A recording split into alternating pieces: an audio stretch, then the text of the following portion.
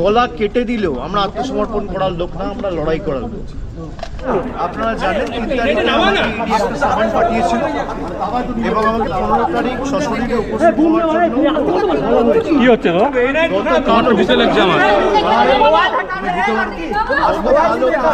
তো জিজ্ঞাসাবাদ করেছে এবং বিগত দিনে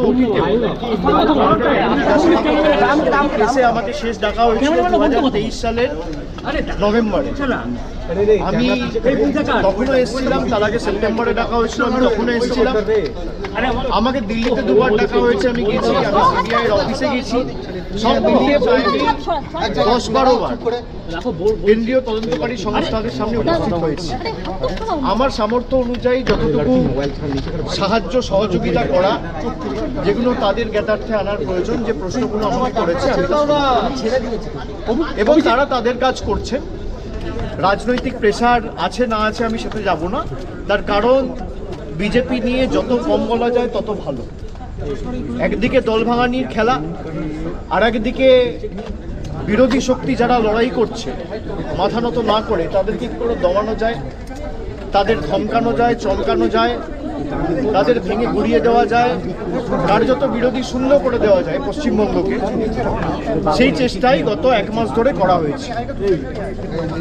প্রথম দিকে এসআইআর এর নাম করে উপযুক্ত ভোটারদের ভোটার তালিকা থেকে নাম বাদ দেওয়া, কাউন্টিং ভেন্যু থেকে বল প্রয়োগ করে অন্যান্য দলের রাজনৈতিক কাউন্টিং এজেন্টদের বার করে দেওয়া, তারপরে পোস্টপোল ভায়োলেন্সের নামে কি তাণ্ডব লীলা চলেছে আমরা সব জায়গায় দেখেছি।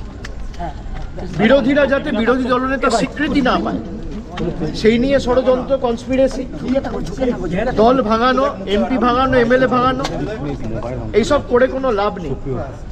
তারা ভেবেছিল যারা এজেন্সির ভয়ে এদিক ওদিক চলে যাচ্ছে মমতা বন্দ্যোপাধ্যায়ের সাথে বা মানুষের স্বার্থকে সামনে রেখে যারা লড়াই করছে, আমরা হয়তো চলে যাব, দমে যাব, মাথা নত করব, আত্মসমর্পণ করব, বিকিয়ে যাব।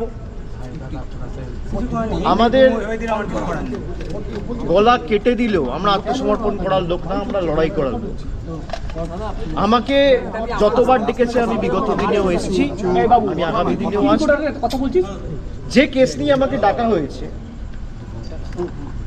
এই যে মামলা কেস 4 বছর আগে ইসিআইআর রেজিস্টার হয়েছে, সিবিআই এনকোয়ারি শুরু করেছে জুন মাসে 2022 সালে। তৎকালীন শিক্ষামন্ত্রী পার্থ চট্টোপাধ্যায় গ্রেপ্তার হয়েছিলেন জুলাই মাসে। যারা যারা গ্রেপ্তার হয়েছিলেন কেউ আজ পর্যন্ত এখন আর কোনো সুরাহা হয়নি।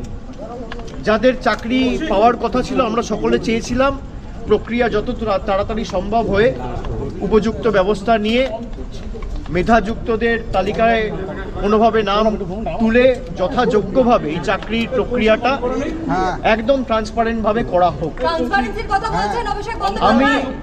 আমি আমার মতো করে চেষ্টা করেছি।